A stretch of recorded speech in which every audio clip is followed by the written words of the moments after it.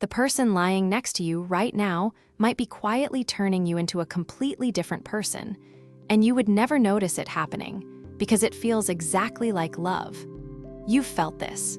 You started ordering the healthier thing at restaurants because your partner always does, and somewhere along the way you actually started craving it. You quietly retired a joke you used to love telling because your ex would sigh every time you told it, and now you can't even remember the punchline. Someone looked at you and said, of course, you can do this, like it was the most obvious thing in the world. And you applied for a job you never thought you were qualified for and got it. That pull, the way another person can either grow you or shrink you without either of you ever saying a word out loud, is called the Michelangelo phenomenon, named by psychologist Caryl Rusbult in the late 1990s, after the idea that a sculptor doesn't create a figure out of nothing. He reveals the shape that was already hiding inside the block of stone. In 1999, Rusbult and her colleague Stephen Drigotas ran a study that tracked real dating couples over time. First, they asked each person to describe their ideal self in detail. The person they were hoping to grow into, more disciplined, more confident, more creative, whatever it was for them. Then they asked how much they felt their actual partner saw that ideal version of them and treated them accordingly in daily behavior, not just in words. Months later, the researchers circled back and measured how close each person had actually gotten to that ideal self. The people whose partners had behaviorally affirmed that ideal, who treated them like the person they were becoming, not just the person they currently were on a random Tuesday, had genuinely moved closer to it. Not felt closer, not hoped they were closer. Measurably closer, in observable behavior researchers could track. Meanwhile, the people whose partners didn't see that ideal self, or subtly treated them like they'd never really change, drifted in the opposite direction, away from the person they wanted to be. Have you ever noticed how you become a slightly better version of yourself around one person, and a slightly smaller, quieter version around another, using the exact same personality as the raw material both times? A decade later, Rusbult teamed up with researchers Madoka, Kumashiro, and Finkel to look at the flip side of this.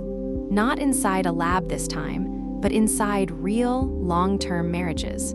They measured something they called ideal similarity, basically, how closely a partner's mental picture of who you should become lined up with who you actually wanted to be. When those two pictures matched, when your partner's vision of your potential and your own vision of your potential were pointed in the same direction, couples weren't just happier in the moment.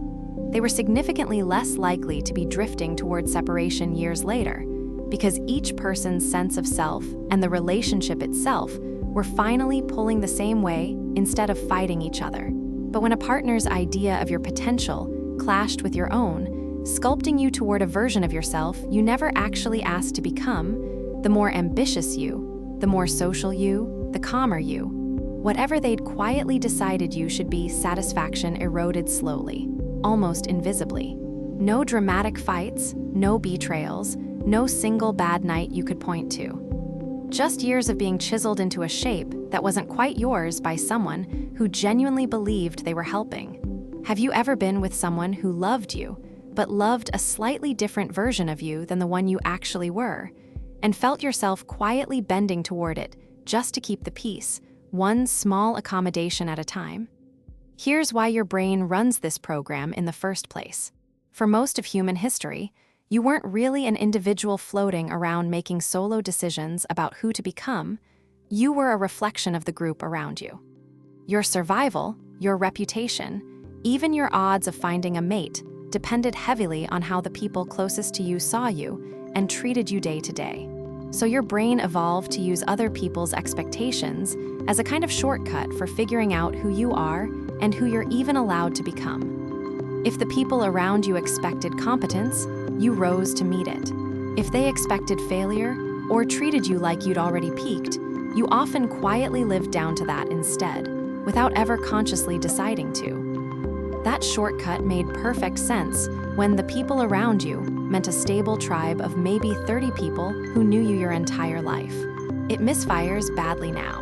Because in the modern world, you can spend years anchored to just one person's narrow expectations of you, unconsciously sculpting your whole identity around a single partner's vision instead of your own, and never once notice the statue slowly changing shape under your own skin. So here's the 2-second gut check you can actually use.